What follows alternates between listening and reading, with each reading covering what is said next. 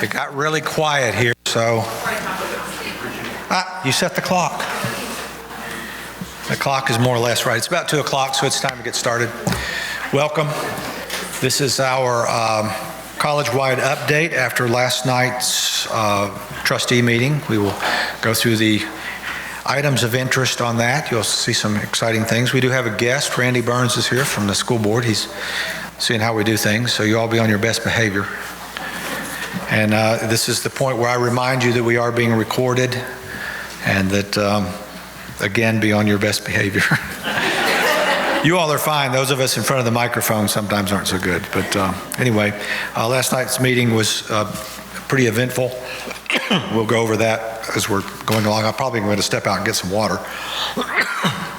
But the order will be Sandy will be up first, and then Rhea, and then I'll come back up and wrap us up. So Sandy.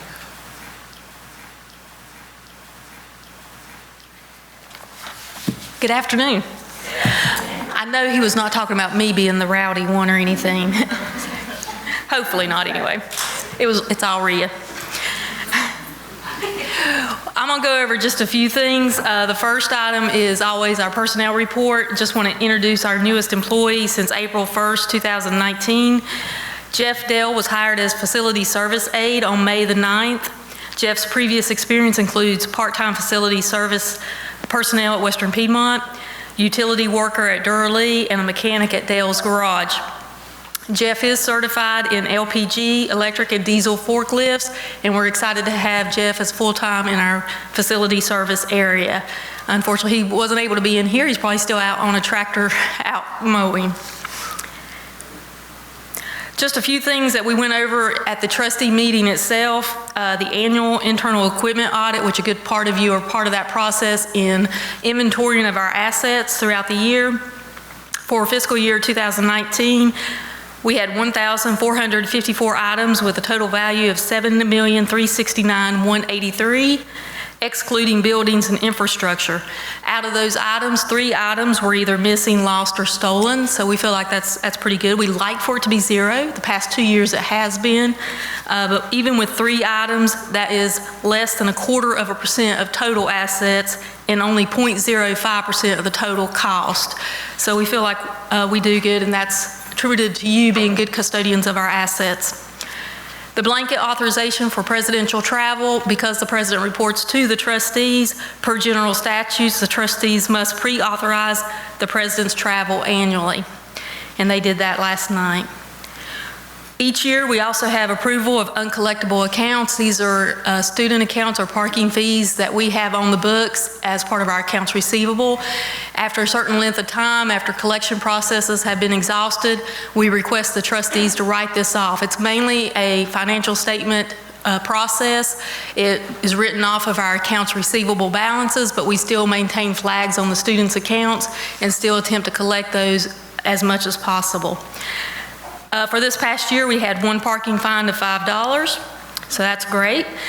Student accounts, we had 8 accounts under $50, which 34% of that was due to graduation fees not being paid. And then student accounts over $50, we had 90 accounts for $66,260.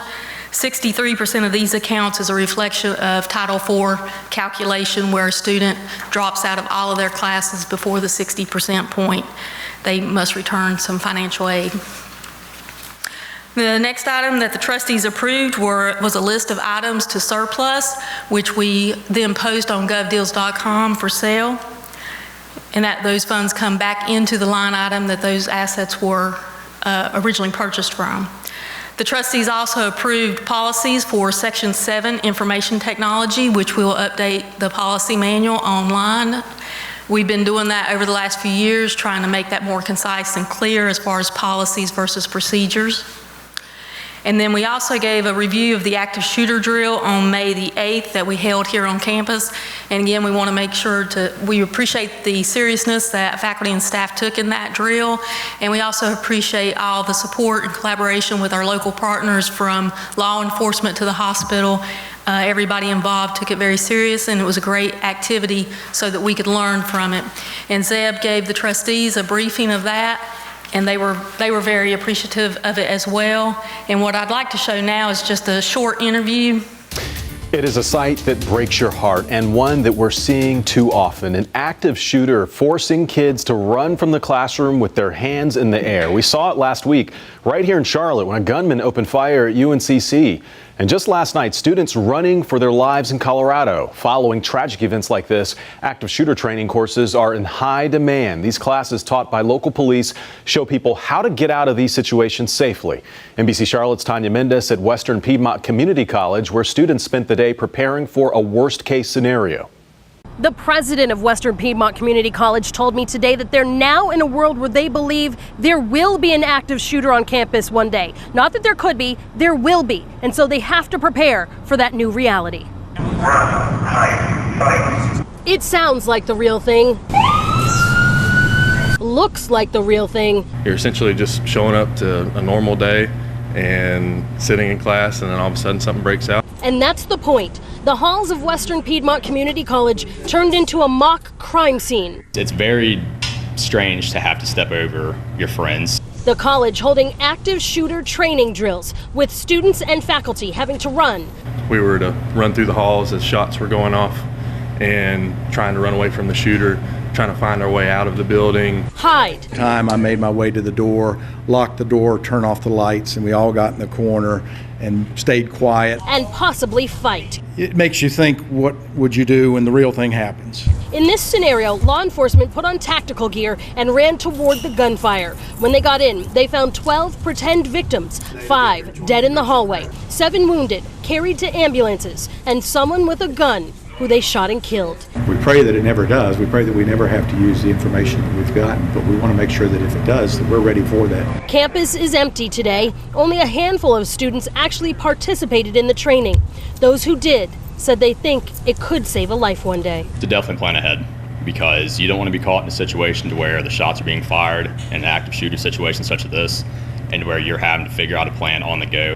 The president says they're going to take everything that they learned today, what they did right, what they did wrong, and potentially bring broad sweeping changes to campus soon.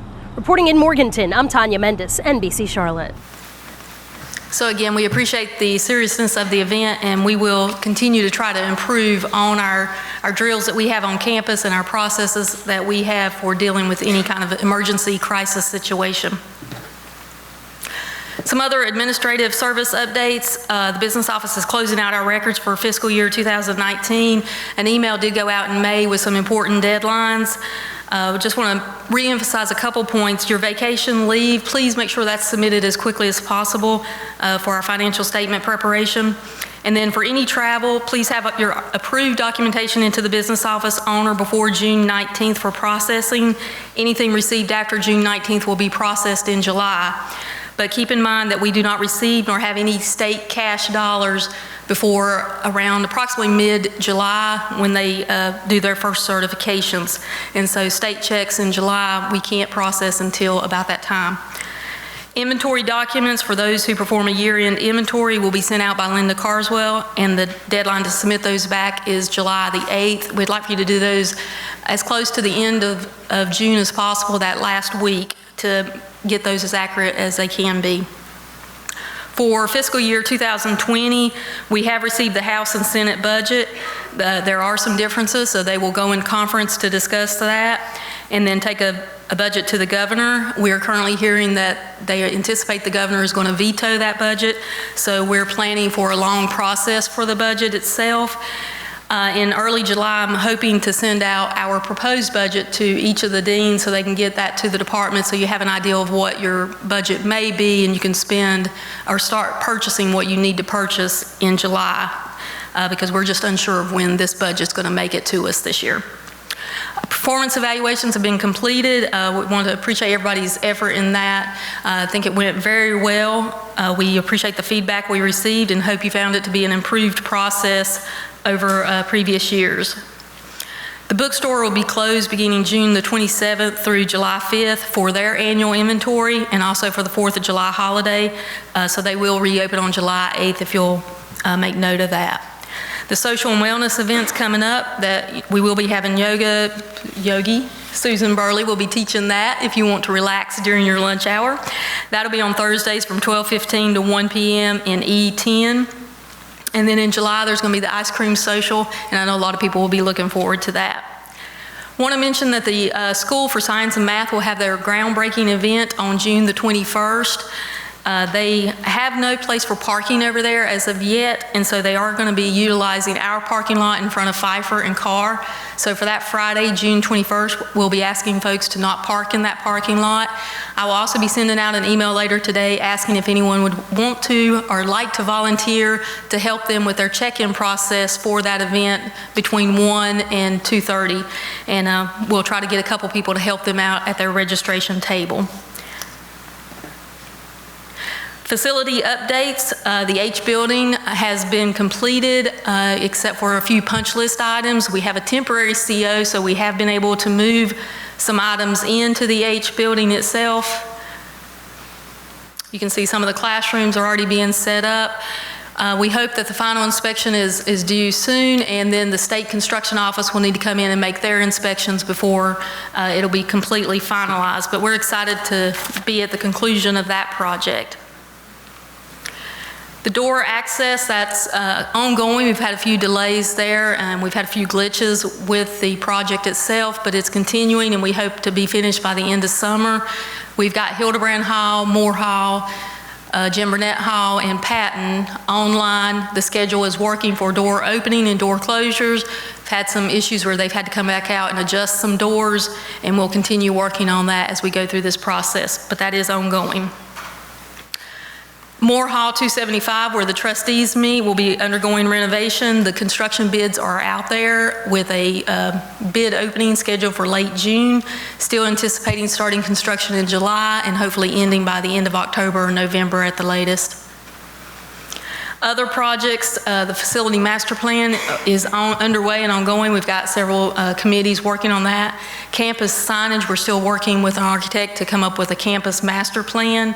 And then a few proposed items still to come. HVAC repairs and upgrades in Patton and E, and some concrete repairs to some of our sidewalks and roadways. And then some more renovations in Moore Hall, including the BLET area and technology, and then curving at the tennis courts, and then the entrance road for the North Carolina School of Science and Math. They will actually be doing that project, but it will connect with our campus and provide a secondary access out onto Berkmont. In addition, we have some new friends on campus that you may have noticed. Our dinosaurs were installed yesterday. These structures were the completion of a project that started through our Perkins funding. It was a collaboration of several programs, including welding, machining, computer engineering, and mechatronics. Our welding students included curriculum students here on campus, along with East Burke and Freedom High School welding students. We appreciate our facility services preparing the site, and Michael Daniels, Brandon Hensley, and an adjunct, Derek Walker, for installing the dinosaurs yesterday. And I can attest, Michael was out there from sunup to sundown getting it completed. So go visit them, but don't play with them. They're kind of dangerous still. Finally, after all the rain, where hopefully none of you experienced too much flooding, let's enjoy some sunshine. Even though they're calling for a little bit tonight, but I won't tell anybody else. Thank you.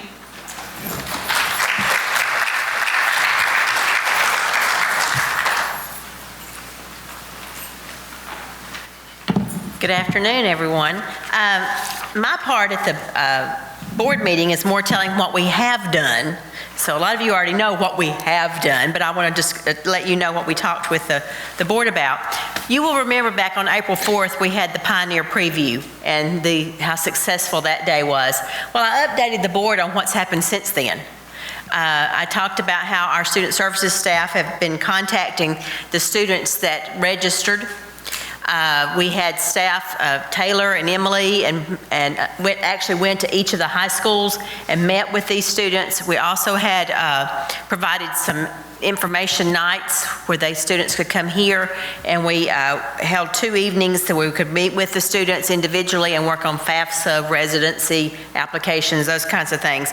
And a good majority of those students have already completed their applications, and many of them have already registered. Student Services will be contacting the students that have applied but not registered during the next few weeks, and we'll do our best to get them registered for fall.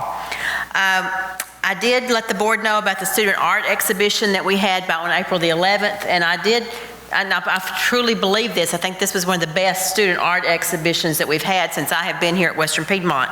And many thanks goes to Mark Petit and those others that work with him to make sure that highlights the work of our students.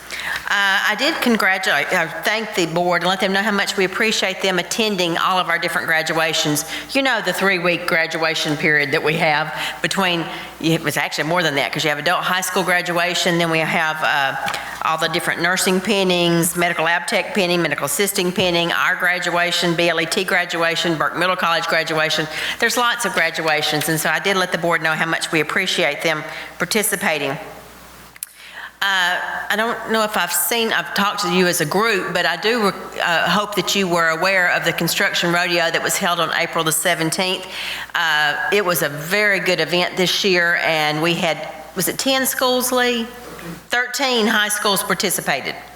13 high schools participated, not all from Burke County. We had Burke and surrounding counties, and we were real pleased to see as much participation. Our students in our building construction program built the different stations, and the high school students would go from station to station to station, showing their construction skills. I was fortunate enough to work in the blueprint reading section, and it was interesting to watch the students because they would get there and some of them would completely know what they were doing. Others of them had no earthly idea what they were doing, but yet they all tried very hard, and the enthusiasm was what I enjoyed seeing. 4 of the top 5 winners were from Burke County. Yay.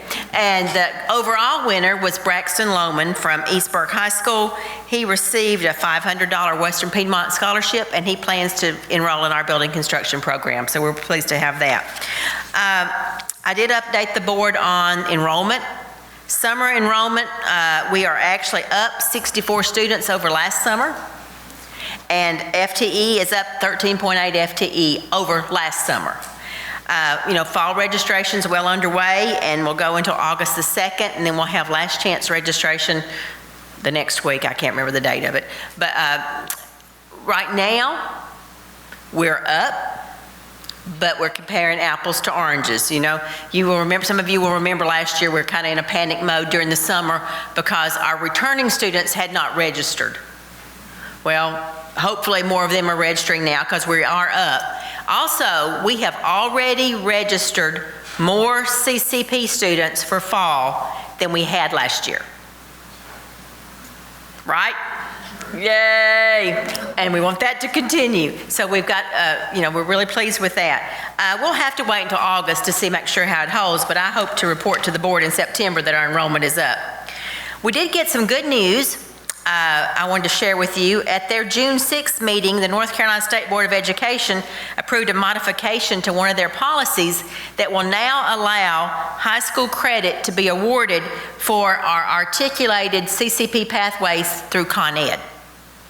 Up until this, they could only get elective credit for curriculum pathways. Well, they did approve this, and we're real pleased. And right now, the system office is working with DPI, and we're working on those pathways. We're looking to pursue pathways, Electricians Academy, firefighter, EMT, furniture manufacturing, nurse aid. Is there anything else you want to say about that, Lee? That's it. Okay, good deal. Good deal. We will have a new principal at Burke Middle College. Christy Abernathy will be the new principal at BMC. Kathy Amos is leaving us. She is going to be the new superintendent for Yancey County Schools. Susan Burley and I, as well as other people, but right now Susan and I are going through and reviewing our SACS COC 5th year compliance report.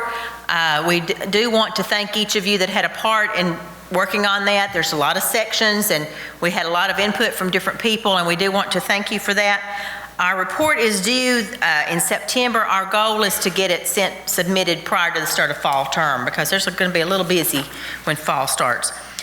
We do have several teaching positions open right now.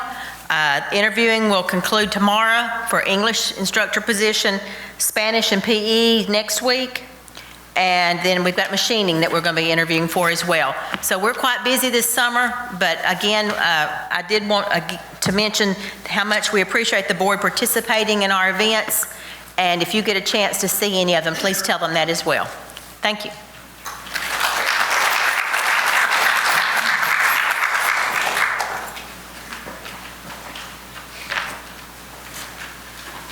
Well, you're back to me, and we will not be here the full hour this time. We don't have that much to cover. It was not that robust of a meeting last night. I am in my summer attire, by the way. It is summertime, and I hope you all are enjoying it. My phone says it's going to start raining in 10 minutes, so sorry. But it's light rain, so a few things to, some of this will be repetitious from what you have already heard, but I'll add my piece of this. I do want to talk a little bit about the graduations that we had. We had a whole series of successful graduations. They begin with the adult high school and go all the way through BLET graduations. They're great events. I love to go to them. It's a little wearing on the senior staff because we try to hit all of them, but and we made most of them this time, and I was actually able to speak at almost all of them. Rhea substituted for me at one of them when I had the same thing that I'm still trying to get over. As I sat next to Randy Burns at these Burke Middle College graduation, there you are, you moved. Burke Middle College graduation, I commented to him about the students walking across the stage, and by my calculation, in Burke Middle College alone, we have saved people of Burke County over $300,000 in tuition and fees for their students. Not to mention giving them a real leg up as students try to go forward in their education. So we need to remember that what we're giving back to the community and how those folks are going to benefit us as we go forward. I do want to mention a little bit about registration. It is critical. As you all are aware, fall registration is that critical time. If we can snag students and get them here in the fall, they tend to stay with us in the spring and sometimes in the summer. So do all you can to make sure that our registration is successful. We're on the right road. I want to say a little bit about budget. This time last year, we were staring at a pretty dismal budget, and we made some changes. We were able to climb out of what was a pretty deep hole that we were headed into. We're in reasonably good shape, but don't go crazy.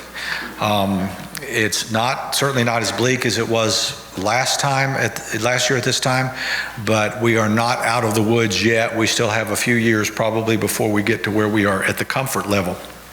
But a good bit of that is leveling off in our enrollment. And if we start to go up a little bit, again, remember, we are funded 1 year in arrears, so we don't get that money until the next year.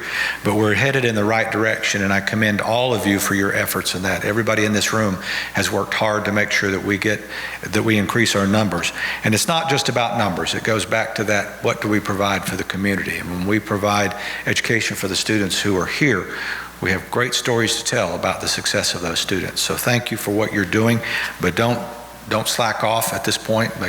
Don't slack off at all, but wait until we get into the fall semester before you take the next breath and make sure that we push all the way through.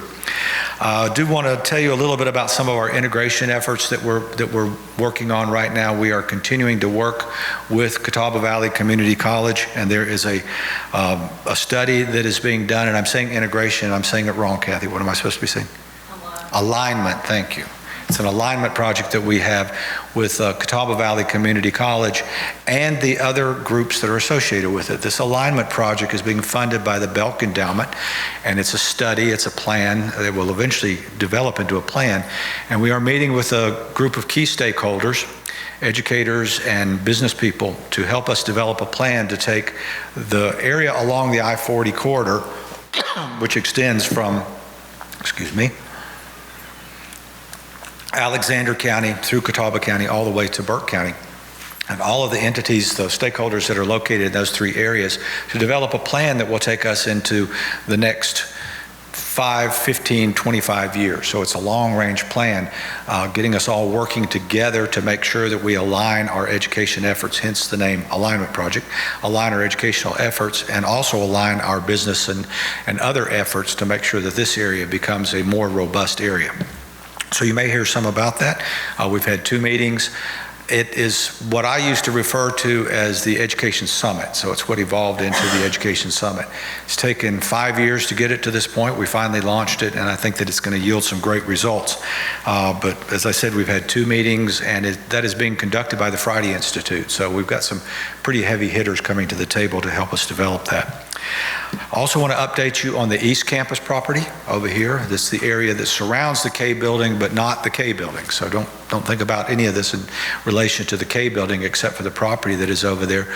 We are working with some property developers to try to get them to come in and put housing on some of that property. It is not housing for the college. We will actually wind up selling the property, and that property would then be developed to address the incredibly drastic shortage of housing that we have here. Our occupancy rate on rental houses in Burke County is at 98%, which means that everything's full, because the other 2% they tell me most people would not want to live in.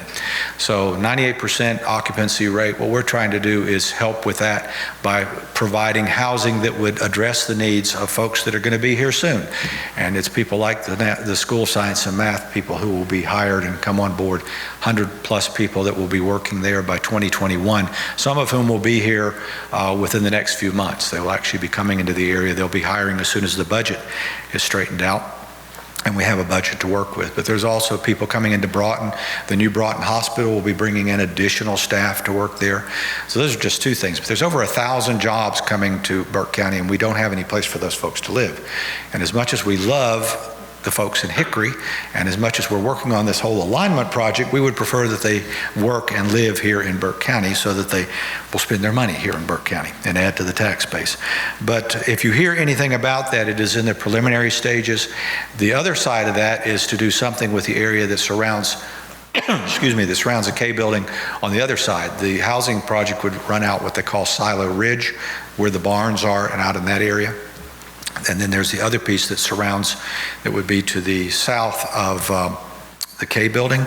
There's some plans to develop that into a light industrial area. Would also be bringing a cooperative venture with a number of groups, but that would be geared towards entrepreneurship and incubators, and there's a lot of things being discussed in that.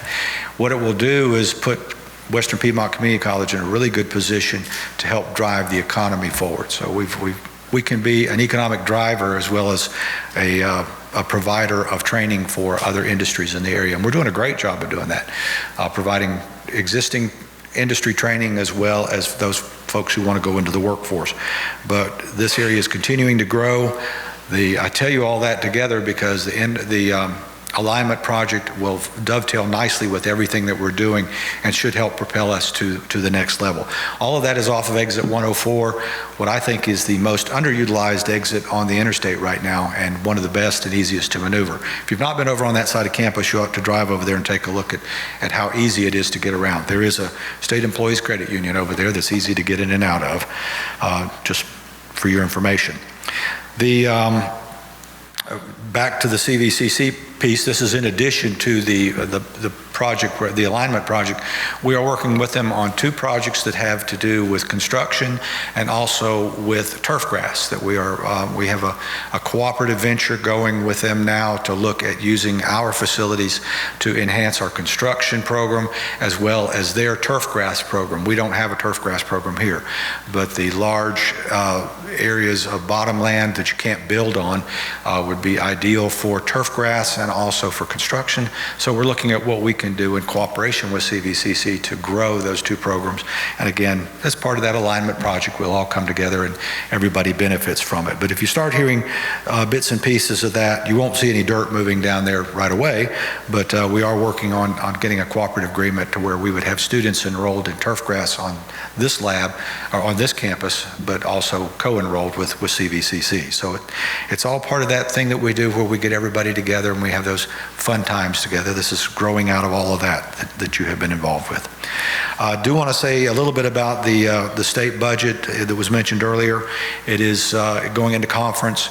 We have been, all of the requests that have come out of the President's Association for the Community College System have been funded in one budget or the other. So what we are hoping is that they all get together and fund everything that we asked for. The Senate budget did include our biggest ask, which was $12+ million to fund short-term workforce training. The education is shifting in this state, where we used to deliver a lot of Associate of Applied Science degrees on the CTE side. career and technical education side, we're now seeing more of a need for short-term training that may not be credit generating. So you heard the piece about high school students can now go and take the continuing ed classes and receive high school credit. Well, that's the piece that we've asked for additional funding for from the state. And if that comes through, if that $12 million comes through, we'll be very well funded in order to be able to take care of that and to expand into what we're doing. So as you hear some of those things going on, I want you to understand that this is a good thing for us, that we will benefit from the short-term workforce training. At some point, somewhere down the road, we may have those students come back to us and enroll in the other side of that, which is short-term curriculum training, where they might come in and take a few classes, receive a certificate, and on the curriculum side, and then that becomes the stackable credentials that you hear a lot about, that we talk about. So a lot of changes going on in education, and a lot of it's being driven by what the needs for industry are. The other interesting thing is that most of the career and college promise students who are enrolling with us, I understand, are Associate of Arts, Associate of Science students. So they're transfer students. We continue to grow that side of the house. The Associate of Applied Science degree doesn't seem to be what everybody is looking for in industry now, but there certainly is a reason to have that degree, and it's still, I think, in many ways the gold standard for people that go out here to work in the industry. They have both the degree that industry is looking for, but then they have the training. So that is what went on at the open session of the trustees meeting last night. As I said, it was a good meeting, went along pretty well. The final part of it was in the closed session, and that is the part that I need to inform you all about, and there will be emails that are going out. I submitted my request for retirement last night to the trustees, and it will be effective June 30th of 2020. So you've got me around here for a year as we conclude some of the projects and work on future projects. I will tell you, having left institutions before, that what we do is if you do it right, you work really hard, and the next person to come along picks up where you left off, and they take those projects forward. So it is official. I know some people have been wondering when I was going to retire, which makes me wonder how old I really do look. But so I will be leaving you all June 30th of 2020, but I will be around for the next year, and it's going to be a hard year in many ways, because selecting a new president is a year-long process. For those of you that were here when Jim Burnett or Jim Richardson were selected, you know that's a long project. A lot of inclusion. Some of you all will be asked to serve on committees. You will all be asked, I hope, for input on the various candidates or what you're looking for in a president. And I think you need to be very honest. You know, what do you want in the next president of this institution? It is the most important decision that the trustees make, because the president does set a lot of the goals and guidelines, and I think they set a lot of the attitude of a place. I have worked for presidents that were dreadful to work for, and I tried real hard to not be that kind of president. But I've also worked for some who were really invigorating and took the college forward, and that's the kind of president that I have tried to be. But I appreciate your support, and as I said, I'm going to be around for a year, so this is not a time for everybody to be sad about this. You can be sad 11 months from now if you are so inclined. But we've got a tough year ahead of us. It's going to be a busy year. It's a lot of meetings for the trustees, and I started out by apologizing to them before I submitted that retirement. But wanted you all to know there will be notices that will go out, including some press notices that go out. So you all can say that you heard it first.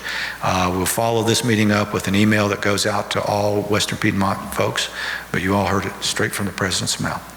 So appreciate your attendance today. I hope you all will have a great rest of the summer. I do not anticipate meeting with you again until September.